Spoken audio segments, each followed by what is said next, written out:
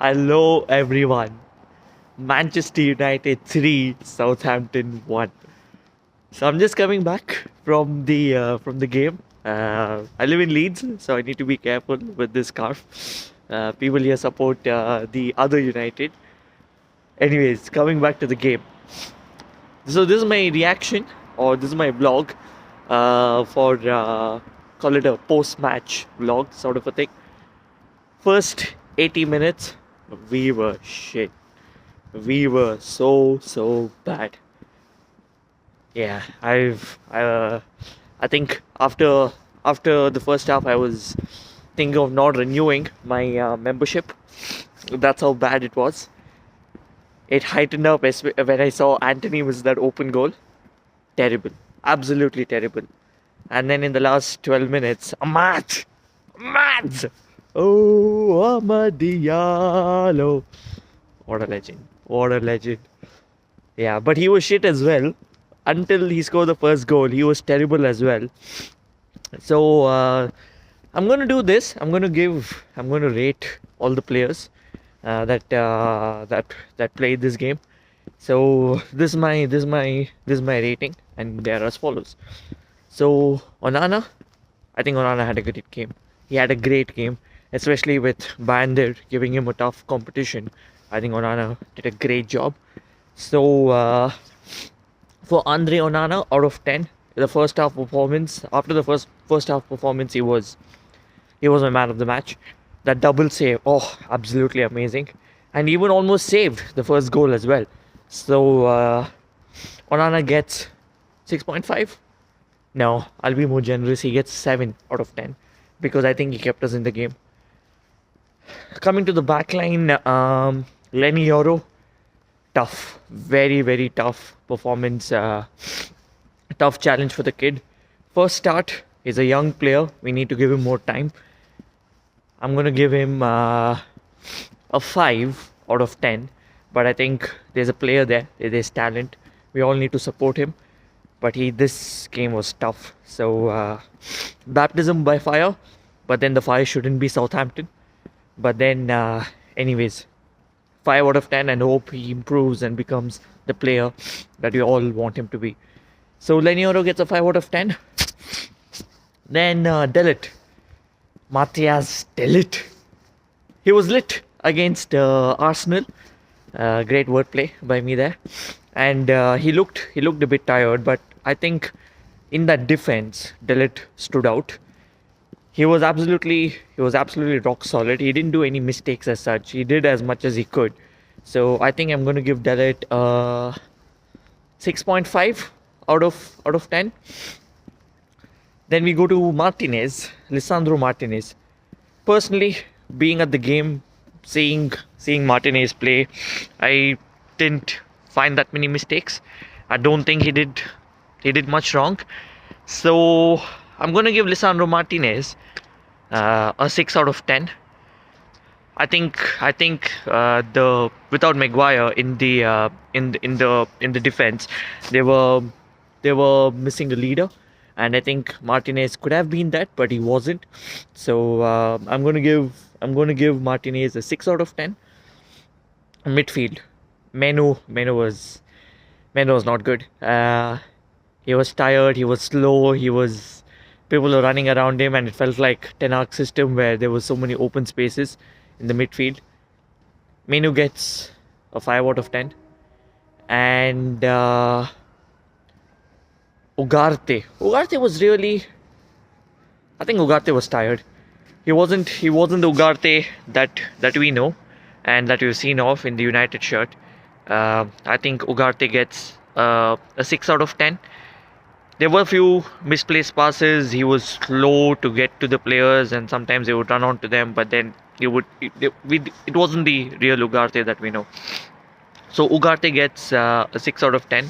And I don't think it was a weird substitution. He was tired, as Amrims told in his post-match press conference. So yeah, Ugarte gets 6 out of 10. Then we move to the forward line. Where do we start off from? Let's start off from Garnacho. Garnacho could have had an assist. Garnacho could have had a goal. I think he did have an alright game. He wasn't the best, but then I think he's improving. He could have had he could have had 3 assists in 3 games if Anthony had scored that goal. We'll come to Anthony though, and yeah, I think he should be scoring that. Garnacho, my issue with Garnacho is that he misses a lot of such goals. I know he can score a free kick. No, I'm sorry. What am I saying? He can score an overhead kick. But yeah, he's the Puskas Award winner. But you gotta score these simple goals. So Garnacho gets uh, Garnacho gets a 6 out of 10. He could have had a better game. He could have had a 7 out of 10 game or an 8 out of 10 game, but he tried and he's improving. And I don't think we should be selling him to Napoli, not for 50 million pounds. He's clearly a 75 million pound player, but I don't think we should be selling Garnacho now. And then we go to Bruno. Uh, Bruno, quiet game, weird game. Was not the best. He was not the Bruno we know. I'm starting to see a pattern. When Bruno plays well, the entire team plays well. And when Bruno is not up to the mark, the team is not really up to the mark. He was slow as well. You had the original Bruno running on and enthusiasm and spirit and everything, but then he was not clinical. There were few passes. Bruno back to his Hollywood passes, which is extremely irritating for us, for people who watch. But then, yeah, Bruno had a quiet game. He gets a 6 out of 10 as well. I forgot the wing backs actually. Mazraoui was, yeah. By the way, I didn't forget the wing backs. You can't forget that one another wing back. But then, I'm also getting used to Amrim's system, as you can see. Mazraoui Mazraoui is a class player. You know how they call Varane a Rolls Royce. I call Mazraoui that a Rolls Royce because I think he has the potential to be that Rolls Royce of a player who can consistently give 7 out of 10, 8 out of 10 performances. He wasn't that today. There were quite a few misplaced passes. He was defending well, but then he was always under threat. So Mazraoui was not reliant today. But then I think everyone deserves one bad game. We won the game, so it's fine. Mazraoui gets a 5 out of 10. And then moving on to the other wing back, Ahmad. As some people call it, it was a madness. Ahmad gets an 8.5 out of 10 from me, and he is my man of the match. It wasn't the best game from Ahmad until 80th minute. I don't know why he wasn't taking on his man. He looked not like the Ahmad we've seen. He wasn't clear.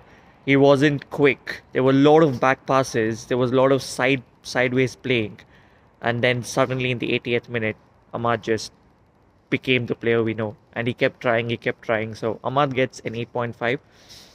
I'm not getting carried away and giving him a 10 out of 10 because it wasn't a 10 out of 10 performance, but he scored a hat-trick. A stat, the last player to score a hat-trick for United was Ronaldo against Norwich in 2022.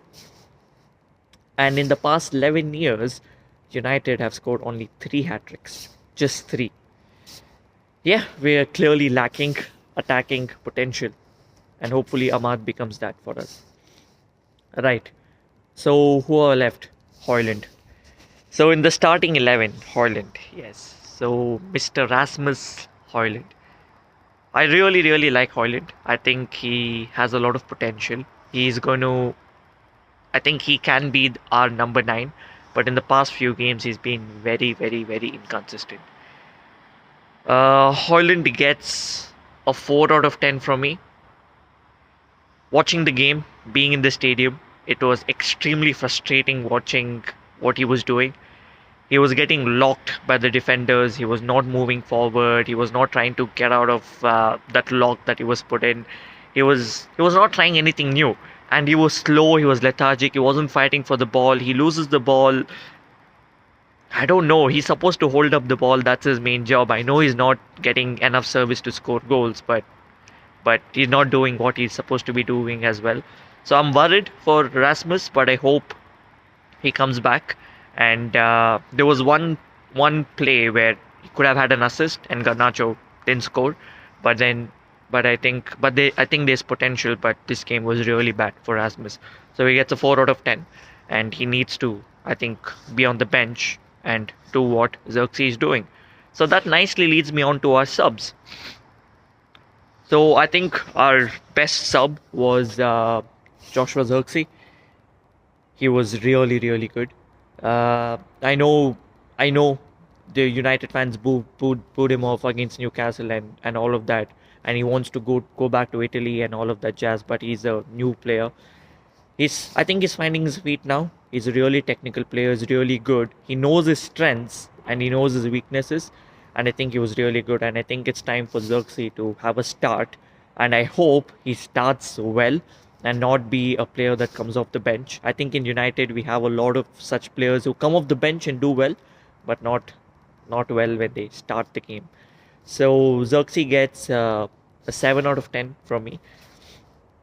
Next player that I really want to appreciate is Christian Eriksen. What a pass for the second goal! Oh, what a beautiful pass! I think uh, I think Christian Eriksen deserves the praise for that pass.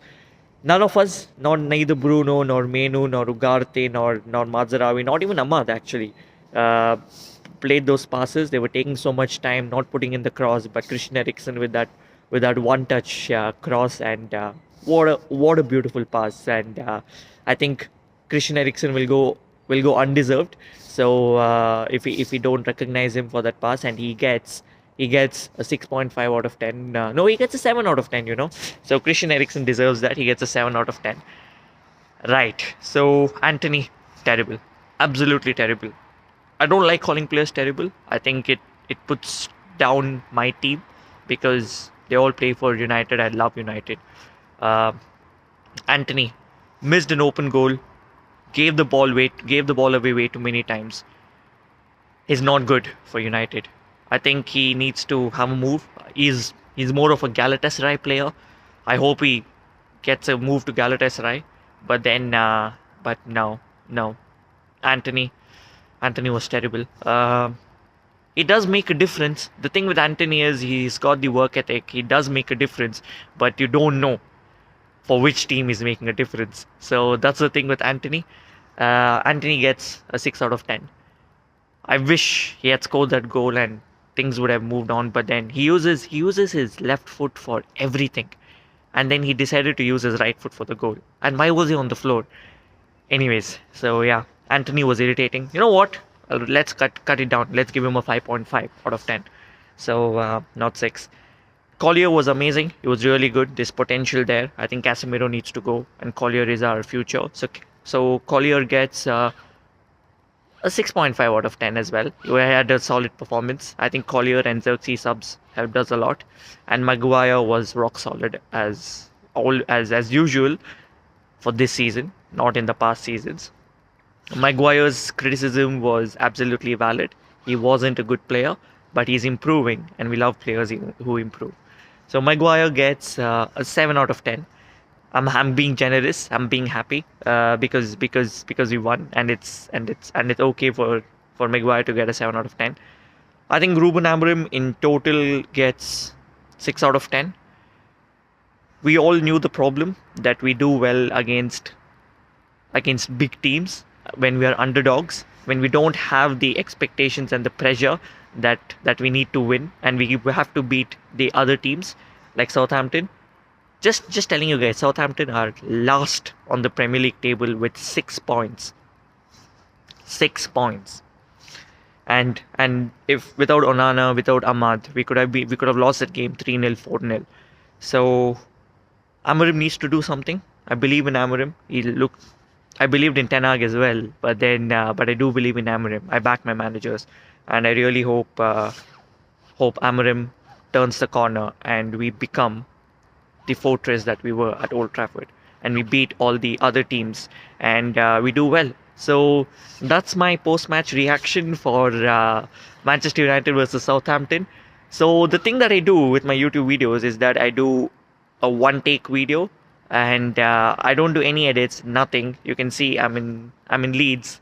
I need to hide the scarf now, and I just take a one take video. So please don't mind me, having these hesitations and pauses, and I keep changing because keep changing the phone because my hands hurt. But anyways, I can keep rambling on. Thank you so much. Please subscribe to my channel, and please look forward to more such reaction videos.